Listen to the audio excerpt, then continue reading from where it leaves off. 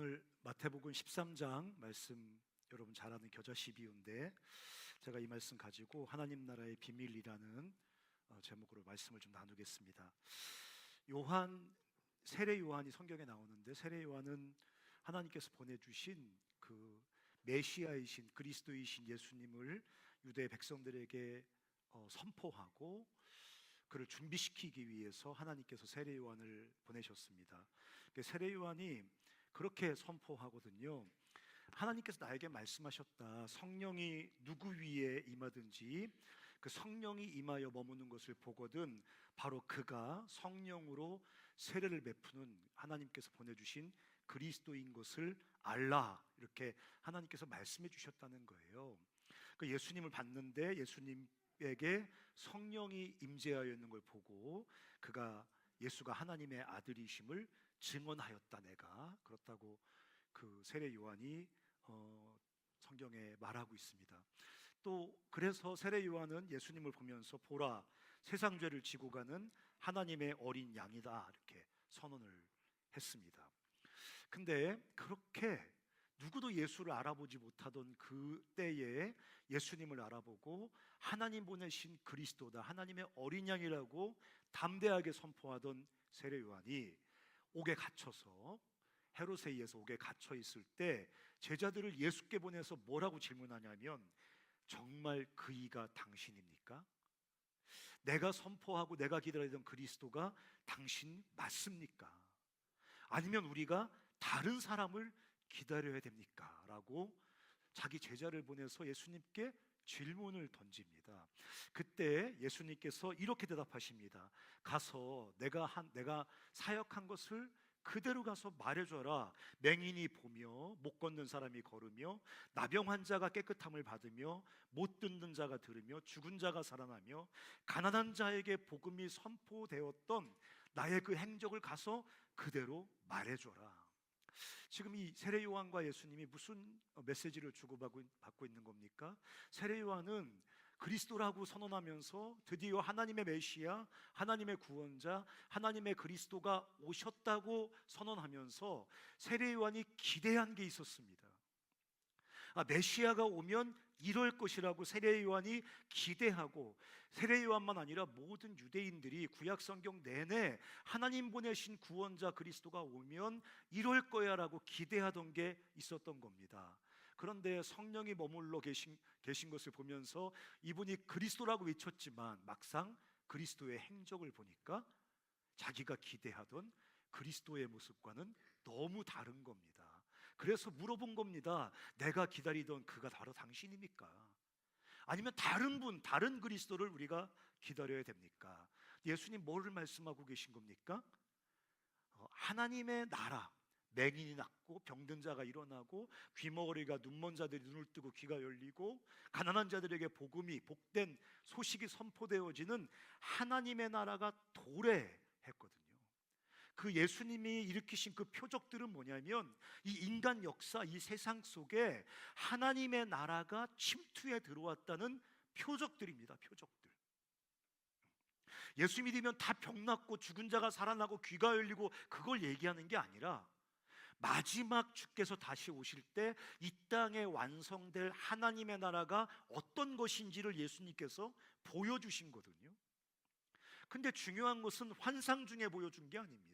얘들아, 주님이 나중에 재림하시면 완성된 하나님의 나라 천국은 이럴 거야 라고 환상 중에 천국을 보여주신 게 아니라, 예수님이 역사 속에 찾아오셔서 천국에서만 일어날 수 있는 구원의 표적들을 거기서 일으키신 겁니다. 이걸 보면서 많은 사람들은 거봐, 예수 믿은 사람들이 손 얹고 기도하면 다 나야 돼. 다 낫습니까? 전 지금 제가 발목이 좀 아파서 통풍이 있는데 안 낫거든요. 예수의 이름으로 통풍 귀신아 물러가라 제가 해봤을까요? 안 해봤을까요? 너무너무 고통스러울 때는 밤에 발목에 손 얹고 통풍 귀신아 예수의 이름으로 물러가라 하고 발목 꽉 쥐다가 더 아파졌어요. 발목이 안 물러갑니다. 복음서에 나오는 기적은 그러라고 주신 기적이 아닙니다. 종말에 이루어질 하나님의 나라가 역사 속에 뚫고 들어온 겁니다. 예수님을 통해서, 예수님 말씀과 예수님의 행적을 통해서 저 나중에 주님 다시 오시는 날에 일어날 그 하나님 나라 천국이 갑자기 역사 속에 뚫고 들어온 겁니다. 그러나 하나님의 나라가 예수를 통해서 세례 요한이 선포했던 것처럼 도래한 거, 역사 속에 뚫고 들어온 거 맞습니다. 아까 우리 형제 이름이 뭐야? 간증들이 너무너무 감동적이고 기도도 너무 감동적이고 제가 기도와 간증의 은혜를 너무 받습니다. 형제도 평생 신실한 불교도로 살다가 2025년 청주대학교 입학하여 다니는 역사의 어떤 순간에 사랑하는 형제의 삶 속에 하나님의 나라가 뚫고 들어온 겁니다. 이거는 뭐 귀가 뚫리고 눈이 열리고 입이 풀리는 기적과 비교할 수 없는 영원한 구원의 사건이 사랑하는 형제의 삶 속에 도래한 거거든요. 형제만 아닙니다. 제가 요즘 근래에 박유영 간사님의 그 설교를 제가 저 지방에 설교하러 갔다가 듣고 오면서 제가 모니터로 들었거든요. 이게 유튜브로 보다가 제가 눈물이 너무 나서 휴일에 들려가지고 한참 울다가 올라왔단 말이에요. 제가 그거 편집해서 박 목사님께 보내드렸습니다. 박유영 간사 허락도 안 받고 5분짜리 간증으로 제가 이렇게 해가지고, 참에도 고등학교 어릴 때 잠깐 교회 다녔지만 평생 교회 안 다녔거든요. 하나님에 대해서 무지했거든요. 캄캄한 어둠이었거든요. 근데 그 박유영 간사님의 삶의 한 역사적인 한 시점에 하나님의 나라가 뚫고 들어왔습니다. 빛이 임했습니다. 예수가 보이고 하나님이 믿겨지기 시작했습니다. 하나님의 통치 아래 살아가는 하나님 백성이 되었습니다. 하나님의 나라가 예수 그리스도를 통해서 이 땅의 역사 속에 들어온 겁니다. 이미 도래했습니다. 그런데 그 하나님의 나라가 완성되지는 않았습니다. 우리는 하나님의 나라가 도래했지만 그 나라가 완성될 때를 아직도 기다리고 있습니다. 세례 요한은 메시아가 왔으니까 이제 the end, 끝이라고 생각했습니다. 메시아가 왔으니까 종말이라고 생각했습니다. 메시아가 왔으니까 모든 게 완성이라고, 끝났다고 생각했습니다. 근데 예수님은 내가 왔으니 이제 시작이랍니다. 역사 속에 하나님의 나라가 도래하여 오셨고 이제 그 하나님의 나라가 역사 속에 시작되었다고, 끝이 아니라 시작이라고 말씀하시는 겁니다. 이미 도래했지만 완성을 우리는 기다려야 되는 것입니다. 하나님 나라 비밀, 제가 이렇게 써놨는데 하나님 나라의 비밀이 뭡니까? 이미 시작되었지만 완성되지 않은 하나님의 나라예요.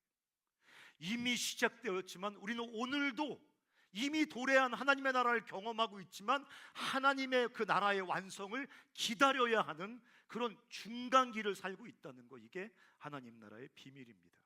제가 그래서 이 중간을 산다는 게 우리가 이미 뭐 아직 이렇게 하면서 쉽게 말하지만 생각보다 되게 어렵습니다.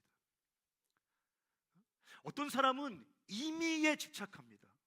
이미 도래했어, 이미 구원받았어, 이미 끝났어, 이미 완성됐어 라고 이미를 강조합니다. 어떤 사람은 아직을 강조합니다. 아직 완성되지 않았어, 아직 기다려야 돼, 아직 오고 있어, 아직 저 멀리 있어. 말처럼 그렇게 이미와 아직 사이를 살아가는 거, 이미 내 삶 속에 하나님 나라가 시작됐지만 아직도 내 삶 속에 하나님 나라가 완성되지 않았다는 이 하나님 나라의 비밀을 사는 게 그렇게 쉽지 않습니다. 어떤 사람들은 이미 구원 다 받은 것처럼, 죄와 사망의 영향력에서 벗어난 것처럼 큰 소리 빵빵 치는 사람들이 있습니다. 엄청 설칩니다. 이미 구원받았어, 예수 믿고 죄사함 받았어, 예수 믿고 영생 받았어, 이미 더 필요 없어, 끝났어, 모든 것이 다 나에게 주어졌어. 근데 그런 착각은요, 삶의 불일치에서 명확하게 그 혼란을 경험합니다. 내 삶이 그렇지 않거든요. 내 삶의 하나님 나라가 완성되지 않았거든요. 내 삶의 하나님 나라가 아니라 세상 나라가 경험되거든요. 하나님 나라가 도래했다고 말하지만 하나님 나라의 그 영광이 아니라 세상의 그 죄와 어둠이 날마다 내 삶을 엄습해 오거든요.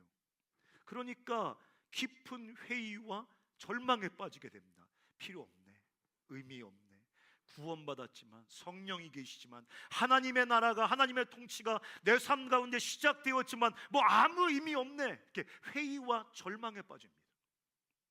어떤 사람들은 성경 해석의 오류, 극단적이고 잘못된 성경 해석으로 빠져들어갑니다. 뭐라고 말합니까? 완전히 용서되어졌어, 예수께서 십자가에 죽으심으로 우리의 모든 죄가 다 사함받았어, 무슨 놈의 회개가 필요해? 오직 기뻐해야 돼, 오직 기뻐해야 돼, 오직 나는 자유로워야 돼, 자유를 경험해야 돼. 뭐 구원파 같은 사람들, 이런 사람들 되게 많습니다. 임의를 강조하다 보니까 아직의 긴장을 잃어버립니다. 그러나 성경은 명확하게 말합니다. 임의와 아직 사이에 긴장을 놓으면 기독교의 삶은 끝입니다. 어떤 사람은 아직에 사로잡혀 살아갑니다. 이미 도래한 하나님의 나라는 아직이라는 현실 속에서 너무너무 자꾸 초라해 보입니다. 오늘 겨자씨 얘기하지 않습니까? 하나님의 나라는 이것과 같다 하면서 주님이 겨자씨 뿌린 얘기를 합니다. 아니 어떻게 하나님 나라가 그래 대통령 취임식이나 최소한 또람프보다는 찬란하고 영광스러워야 되지 않습니까? 걔들도 무슨 뭐 엄청나게 막 사열하고 멋지게 음악 부리고 막 그러면서 온 세상이 뉴스에서 다 또람프의 등극을 보고 있지 않습니까? 또람프 무시하는 거 아닙니다. 제가 발음이 약간 된 발음 영어식 프로넌시에이션이기 때문에 제가 그렇게 말하는 겁니다. 또람프 저 아주 좋아합니다. 저에게 웃음 많이 주기 때문에 네, 좋아하거든요. 근데 하나님의 나라 도래, 예수 그리스도를 통한 하나님의 나라의 도래는 겨자씨가 땅에 뿌려진 것 같습니다. 땅이 진동합니까? 먼지 하나 땅에 다다른 것과 똑같습니다. 아무도 주목하지 않습니다. 시시합니다. 왜소합니다. 의미 없어 보입니다. 근데 예수께서 하나님 나라의 도래는 마치 겨자씨 하나리 뿌려진 것 같답니다. 이미 하나님 나라가 시작됐지만 아직이라는 우리 현실 속에 함몰되어 버린 것 같습니다. 아직이라는 이 지독하고 암울하고 고통스럽고 고통스러운 현실과 나의 미숙함 속에 이미 도래한 하나님의 나라는 그냥 겨자씨처럼 작고 초라해 보입니다. 내 삶은 예수를 믿고 하나님 나라가 시작됐지만 온통 아직이라는 현실 속에 갇혀 있는 것 같습니다. 죄에서 조금 더 떠나지 못한 것 같습니다. 여전히 죄에서 허우적거립니다. 중독 속에서 허우적거립니다. 더럽고 고통스러운 습관에서 한 발자국도 벗어나지 못합니다. 하나님의 나라가 도래했다는데 날마다 내 삶은 무덤 같은 고난 속에 허우적거립니다. 해결할 수 없는 장벽 속에 신음합니다. 끊임없이 반복되는 실패와 갈등 속에 신음하고 울고 있습니다. 우리도 세례 요한처럼 말하고 싶을지 모르겠습니까? 말하고 싶을지 모르겠습니다. 정말 내 삶에 오신 겁니까? 정말 내 삶에 구원하시는 하나님의 통치, 하나님의 나라가 시작된 겁니까? 여러분, 하나님의 나라는 겨자씨처럼 시작됩니다. 겨자씨가 뿌려진 것처럼 우리 삶에 이미 예수 그리스도 안에서 도래했고 시작됐습니다. 겨자씨처럼 아직 오지 않은 그 하나님 나라의 완성을 기다려야 하지만 그 겨자씨처럼 뿌려진 그 하나님 나라 안에는 하나님의 생명이 있습니다. 하늘 생명이 있습니다. 그래서 그게 우리 안에서 자랍니다. 우리 안에서 우리를 변화시킵니다. 성경은 뭐라고 말하고 있습니까? 우리 안에 시작된 그 하나님의 나라, 구원하시는 하나님의 통치 때문에 우리가 어디까지 자라간답니까? 예수 그리스도의 형상에까지 자라간답니다. 예수님의 형상이까지 자라간다는 말은 여러분의 얼굴이 다 천국 가면 예수와 똑같이 생긴 사람들이 천국에 꽉 차 있다는 말을 하고 있는 거 아닙니까? 저는 예수님의 얼굴이 본 적도 없지만 사파에 나오는, 성화에 나오는 그런 얼굴 갖고 살고 싶지 않습니다. 저는 이 얼굴 그대로 주님께서 유지해 주셨으면 좋겠어요. 한 30살 때 그 정도 나이로 해가지고. 지금은 좀 심하고 이게 하얀 머리는 싫어요. 예수의 형상을 닮아간다는 것은 예수의 인격, 예수의 그 기쁨, 예수의 자유, 예수의 거룩함, 예수의 그 권위, 예수의 그 충만함, 그 예수의 형상에까지 우리가 자라가게 된다는 거예요. 왜요? 무슨 우주의 원리입니까? 오토매틱 무슨 시스템입니까? 그렇지 않습니다. 내 안에 겨자씨처럼 예수 안에서 도래한 하나님의 나라, 지금도 마치 겨자씨처럼 내 삶의 아직의 현실 속에서 함몰되어 마치 때로는 존재하지 않는 것처럼 보이고, 마치 하나님 나라가 시작됐는지 불확실한 것처럼 보이고, 여전히 죄와 고통 속에서 신음하고 있지만, 그럼에도 불구하고 우리 삶 속에 뿌려진 겨자씨 같은 하나님의 나라가 내 안에서 살아서 역사하고 자라고 나를 변화시켜서 예수 그리스도에게까지 나를 자라게 한다는 거예요. 근데 주님은 우리를 인격적으로 대하시기 때문에 멱살 잡고 막 주님의 형상을 향해 끌고 가는 게 아니라, 우리가 좌충우돌 헤매고 실수하고 실패하고 자빠지고 엉뚱한 짓 해도 우리의 삶의 모든 것들 속에 예수께서, 성령께서 스며들어 오셔서 그 모든 것을 사용하셔서 합력하여 선을 이루며 우리 삶 속에 하나님의 나라가 완성되게 하신다. 그게 겨자씨처럼 시시하고 미미하게 우리에게 시작된 하나님의 나라 안에 생명이 있어서 자라고 변화시켜서 거기까지 가게 한다는 것입니다. 하나님께서 내 안에 시작된 그 하나님의 나라를 완성하시는 것을 누구도 막을 수 없습니다. 하나님이 그 일을 이루신다는 거예요. 성경에 보면 세 가지 중요한 하나님의 어떤 그 단어가 설명한 단어가 나오는데, 첫 번째 열심. 언제 쓰십니까? 너희 안에 시작된 하나님의 통치하시는 구원을 하나님의 열심으로 이루신다는 거예요. 여러분, 주님은 온 천지를 하나님의 창조의 목적대로 완성하시려고 하시죠. 그 창조하신 이유 아닙니까?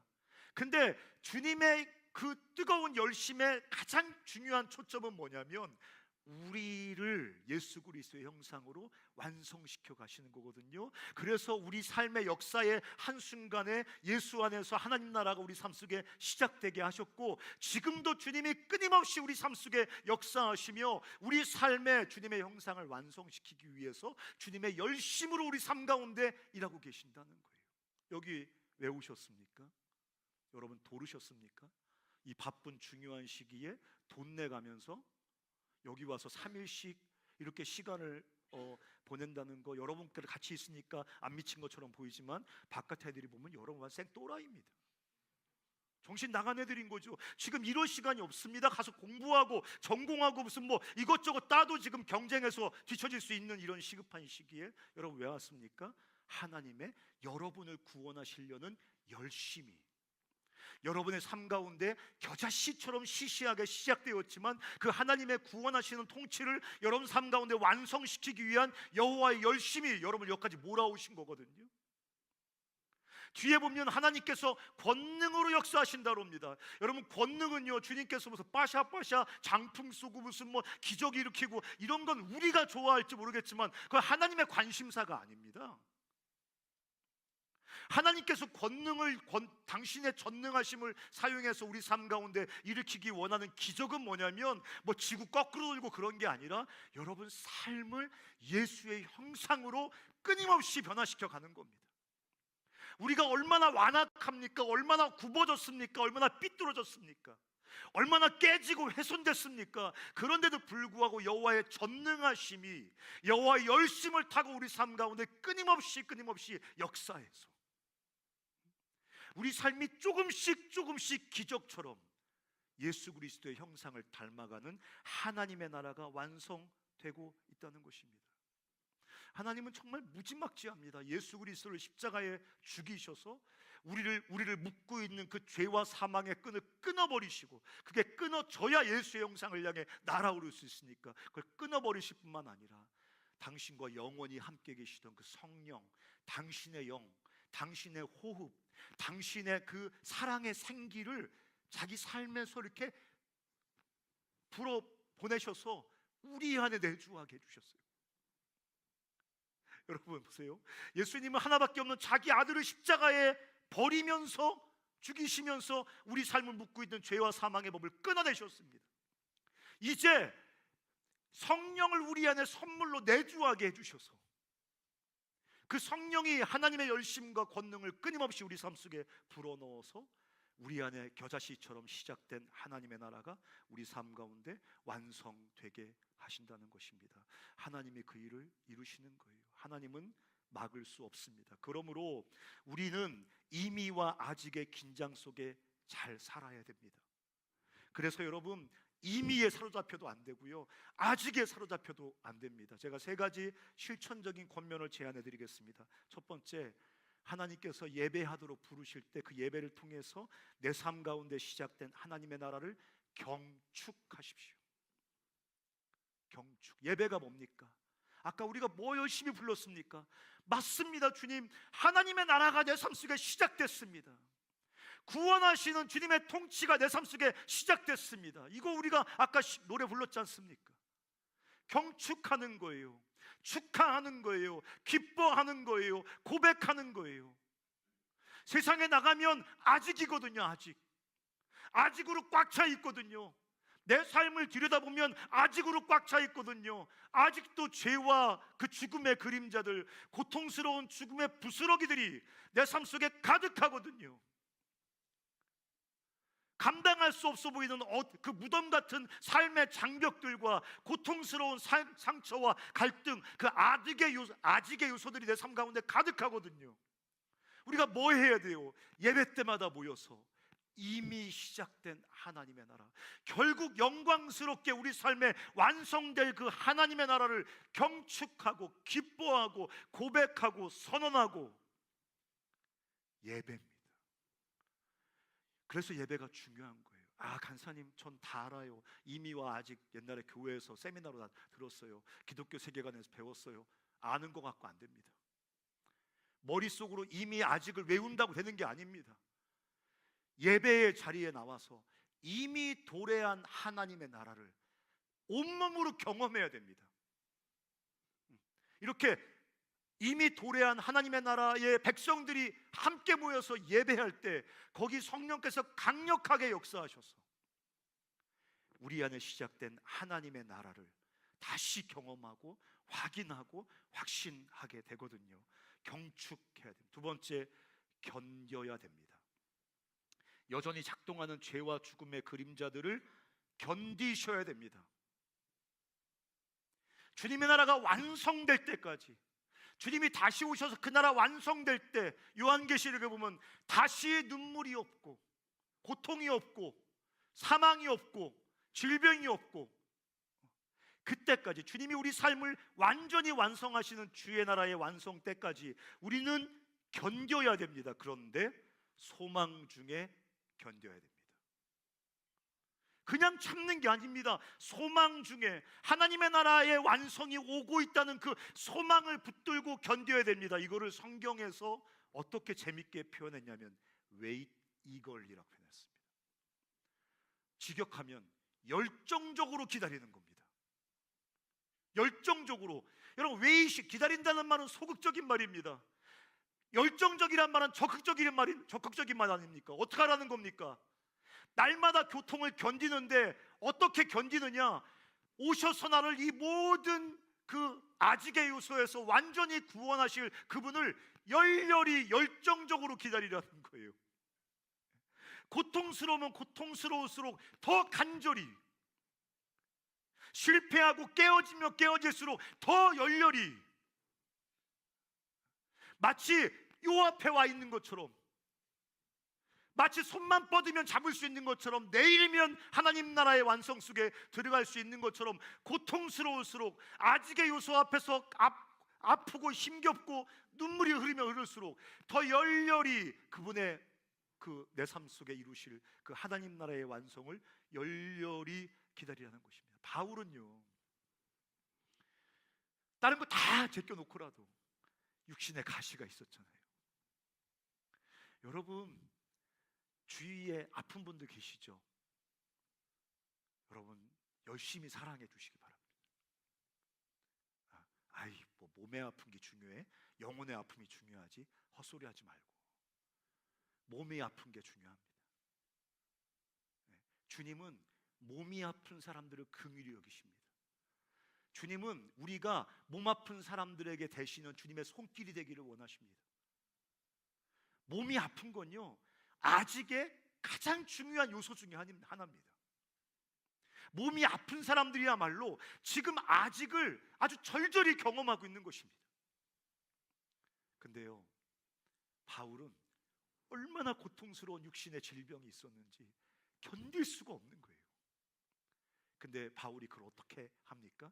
그 지독한 고통과 사람들로부터 받는 핍박과 상처를 동력 삼아서, 그걸 중력 삼아서 하나님 나라의 완성을 간절히 기다립니다.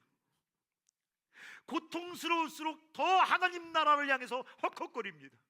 심지어 뭐라고까지 말합니까? 나 그만 죽었으면 좋겠어요.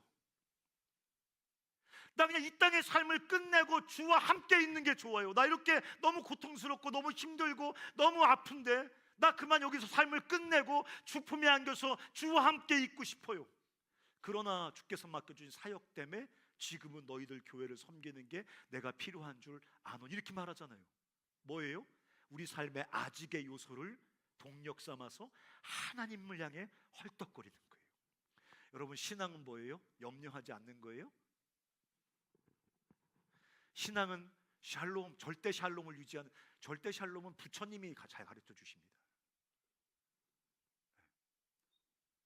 기독교 신앙은 뭡니까? 헐떡임이에요. 이미와 아직 사이에서 그 아직의 고통의 그 아직의 그 중력 때문에 주님을 향해 끊임없이 더 헐떡이는 거예요. 견딤이죠. 그냥 소극적인 견딤이 아니라 하나님 나라를 간절히 소망하는 열렬한 견딤. 세 번째는 싸움입니다. 경축, 견딤, 싸움입니다. 싸움은 뭘 말하는 겁니까? 우리 안에 구원하시는 하나님의 통치가 시작되었고 그 이미 도래한 하나님의 통치는 영광스럽게 완성될 겁니다. 그걸 막을 수 없습니다. 그 무엇도 그것을 가로막을 수 없습니다. 우리가 이걸 믿는다면, 이걸 믿고 이미와 아직 사이를 살아간다면 우리는 끊임없이 우리 삶의 아직 요소들과 싸워야 됩니다. 죄와 싸워야 됩니다. 하나님 지으신 이 소중한 삶을 망가뜨리고 훼손시키는 우리의 더러운 죄악과 불의와 싸워야 됩니다. 근데 우리가 싸울 수 있는 근거가 뭡니까? 주님이 우리 안에 구원하시는 주의 통치를 시작하셨고 지금도 역사하고 계시며 그게 결국 완성될 거거든요.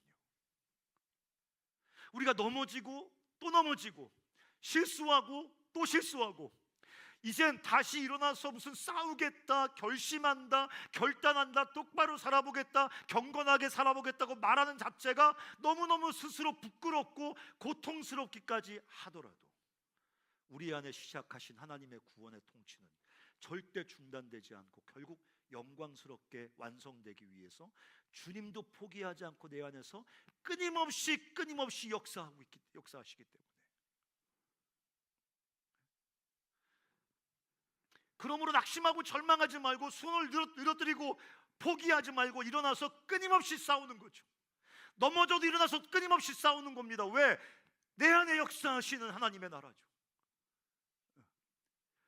내 삶 속에 완성되어져 가는 그 하나님의 나라 때문에 절대 절망하지 않고 일어나 치열하게 싸우고 또 싸웁니다.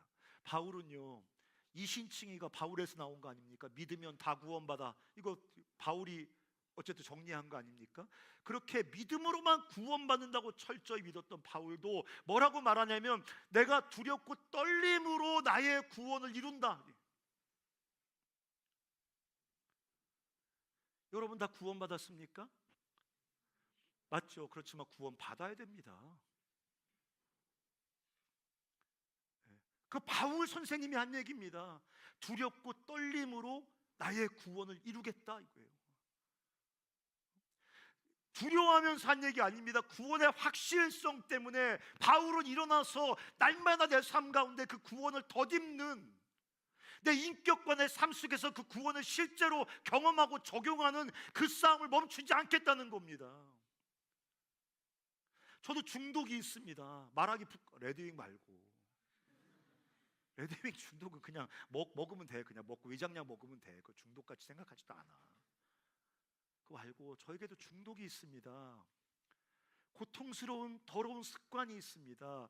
날마다 저를 좌절시키는 저의 도망갈 수 없는 저의 어떤 강력한 묶여있는 습관 같은 게 있습니다.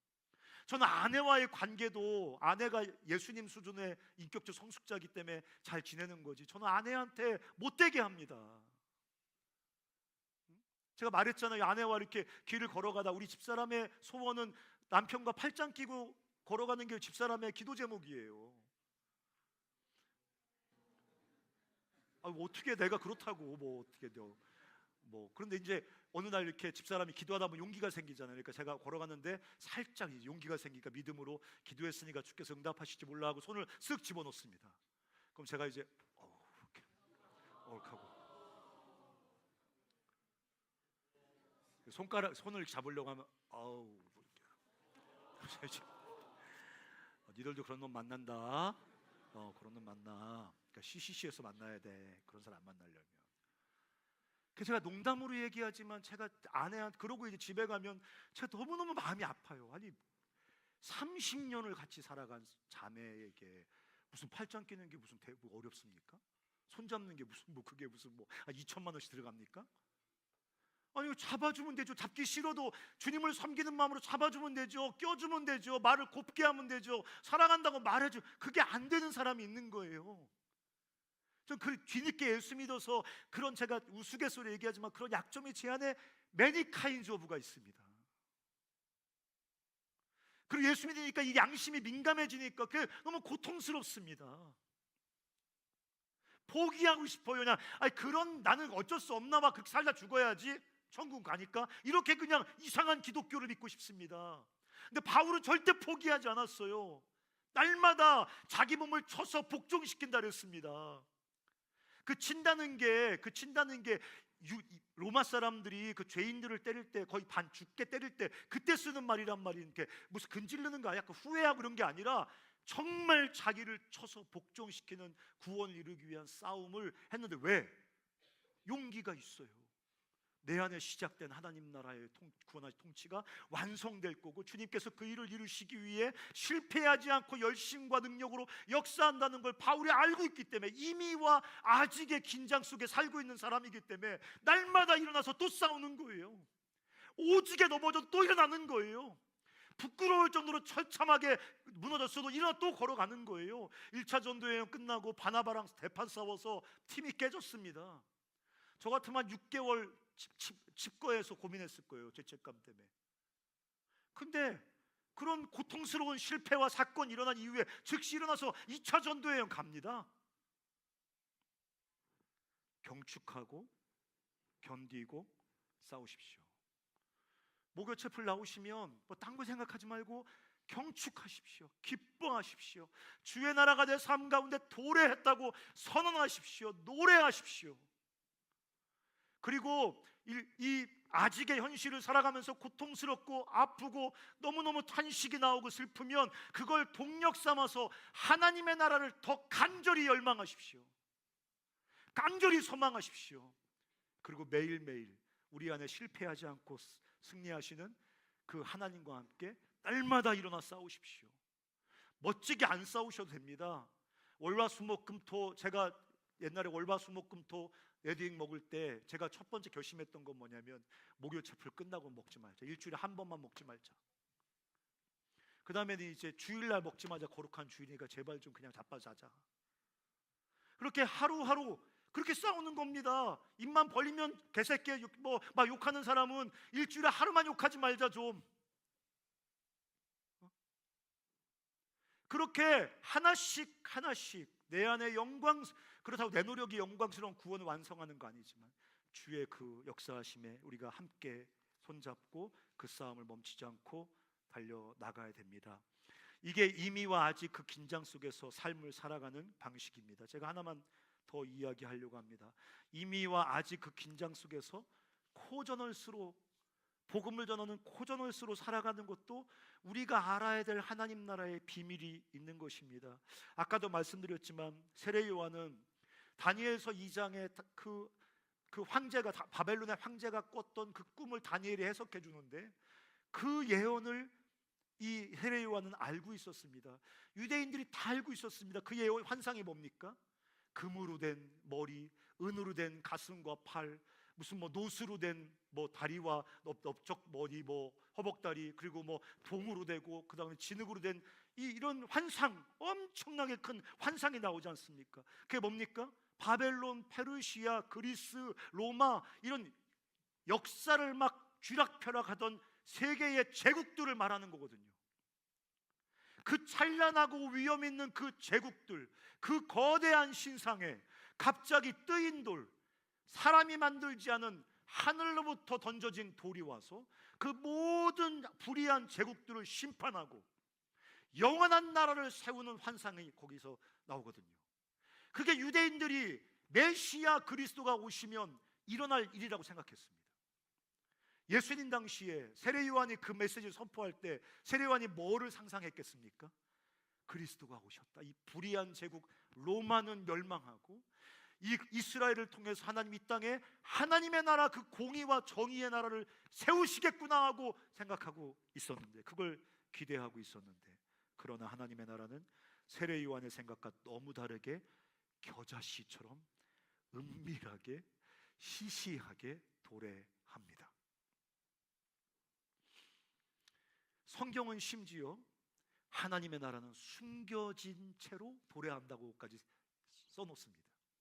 그래서 하나님 나라 설명할 때 어떤 상인이, 어떤 농부가 밭에 감추인 보화를 발견하고 자기 소유를 다 팔아 그 보화를 샀다는 식으로 주님께서 하나님 나라 설명하거든요. 뭐를 말하는 겁니까? 하나님의 나라는 감추어져 있는 것처럼 보입니다.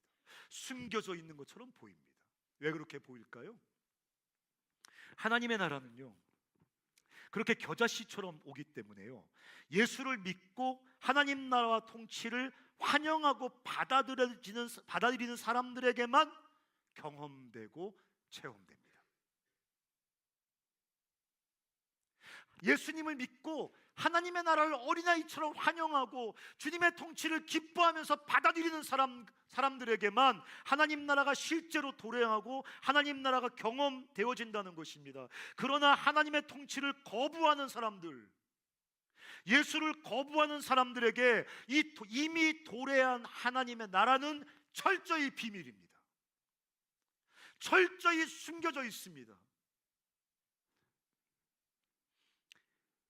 그래서 하나님 나라는 숨겨져 있다, 감추어진 보물이라고 예수님이 말씀하시는 겁니다. 그래서 이 마태복음 13장이 하나님 나라 설명하는 장인데, 여기 보면 되게 재밌습니다. 4가지 밭이 있습니다. 기억나십니까?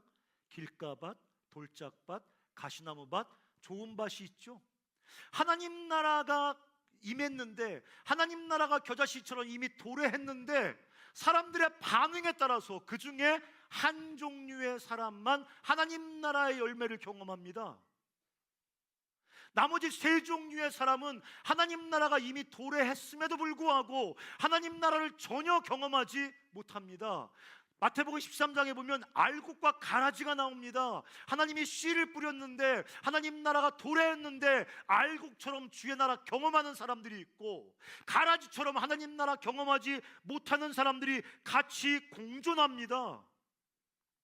4가지 밭이 같이 공존합니다. 그 하나님 나라 보물을 발견하고 자기 삶을 다 파는 사람이 있고, 그런 사람을 향해 조롱하며 손가락질하는 사람이 같은 시대 같은 공간에 같이 공존합니다. 그래서 하나님 나라는 비밀이고 숨겨져 있고 감추어진 보물이라고 그렇게 말하고 있는 겁니다. 언제까지? 주님이 다시 오실 때까지. 주님이 다시 오시는 그때에는 모든 무릎이 주 앞에 무릎을 꿇습니다. 모든 입이 예수를 주로 시인합니다. 온 천지에, 온 우주에 하나님의 영광을 아는 지식이 가득합니다. 하나님 영광이 충만해집니다. 그때는 최종적 정의로운 심판의 때입니다. 그러나 아직, 이미와 아직 사이에는 이렇게 하나님 나라는 은밀하게 겨자씨처럼 믿고 그분의 통치를 환영하는 사람들의 삶에만 도래하기 때문에 다양한 사람들이 공존하고 있다. 그러나 명백한 것은 주님이 구원하시는 통치, 주의 나라를 환영하고 받아들이는 사람들에게는 하나님의 나라는 즉시 도래합니다. 아멘. 제가 리듬이 좋죠? 이렇게 딱 아멘 할 만할 때 제가 이제 즉시 도래합니다. 예수를 믿고 하나님이여 나를 구원하시는 통치로 내 삶 속에 오시옵소서라고 그분의 통치를 환영하는 사람들에게는 숨겨진 주님의 나라가 아니라 감추어진 보배가 아니라 그 즉시 하나님 나라가 도래합니다. 오늘 여기서 하나님 나라가 실제가 됩니다. 그래서 믿음이라는 하늘의 감각이 생깁니다. 하나님을 아는 신령한 지식이 생깁니다. 성령에 대한 내주하기 시작합니다. 하나님을 알고 동행하는 영생이라는 독특한 삶이 즉시로 우리 삶 가운데 시작됩니다. 나의 죄가 즉시 용서되어집니다. 하나님과 영원히 절대적으로 화평하게 됩니다. 내가 손을 내밀어 하나님 손잡고 영원히 주님과 동행하는 그 참된 삶이 즉시로 그 믿고 주님의 통치 아래 돌아오는 사람들의 삶 속에 시작된다는 것입니다. 겨자씨처럼 뿌려지는 이 복음은, 하나님 나라 복음은 자라고 누룩처럼 번져서 세상을 변화시킵니다.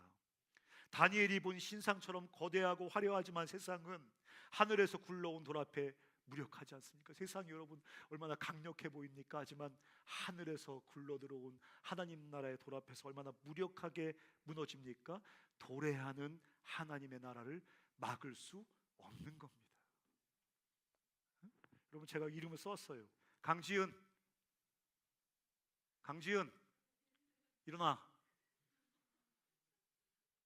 북경 잘 갔다 와. 네. 전 간증 들었잖아요. 저도 대학교 4학년 때까지 예수 전혀 모르고 그 지독한 우울증 속에서 신음하면서 캄캄한 어둠을 살다가 4학년 1학기 때 김수영 간사님 읽어준 그 덕포 읽으면서 예수 그리스도를 통해서 하나님 나라가 도래한 거 아니에요? 수십 년 동안 살아가는 자매로 얽어매고 있던 그 지독한 어둠과 그 무지의 그 딱딱한 그것들이 예수 그리스도의 복음을 듣고 하나님 나라 통치를 마음을 열 때 그 즉시 거기에 하나님 나라가 실제가 된단 말이에요. 숨겨진 것 같지만 겨자씨처럼 은밀하게 오는 것 같지만 예수를 통해서 하나님의 통치를 환영하는 사람들의 삶 속에 즉시 박유영 간사님도 마찬가지 아닙니까? 김선규 간사도 대학에 와서 예수 믿었대요. 응? 사랑하는 우리 청주 CC의 코저너스들, 세상이 뿜어내는 아직의 모습 때문에 절망하지 마십시오. 우리가 이제 캠퍼스의 코저너스로 세상에 나가잖아요. 뭐를 직면합니까? 아까 우리 삶 속에서도 이미와 아직이 있다 그랬지 않습니까? 캠퍼스에 복음을 증거로 나갈 때 우리가 뭐를 만나게 됩니까? 아직의 모습을 만나게 된다는 것입니다. 그것 때문에 절망하고 낙심하지 마십시오. 이미 시작된 하나님의 나라는 우리의 복음 전도를 통해서 오늘도 세상의 죽음과 어둠을 깨뜨리며 생명의 균열을 만들어낸다는 거예요.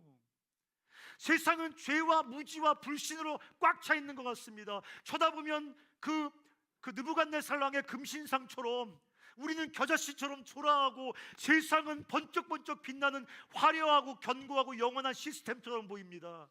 하지만 우리가 복음을 선포할 때, 우리가 예수의 사랑을 말하기 시작할 때, 그때 그 복음을 통해 하나님 나라가 도래할 때 그 세상 나라가 얼마나 공허하고 허무하게 무너져 가는지, 그 영원하게 견고할 것 같은 그 어둠과 무지의 그 딱딱한 그 죽음의 땅에 얼마나 그리스도의 복음으로 생명의 균열이 생기는지. 사랑하는 형제와 자매 여러분, 세상의 환영과 환대를 기대하지 마십시오. 복음 전하기 좋은 시대 같은 것은 존재하지 않습니다. 하나님의 나라는 세상 나라를 전복하고 심판하며 도래하는 나라인데, 세상의 격렬한 저항, 우리의 복음 전파의 내용이 뭡니까?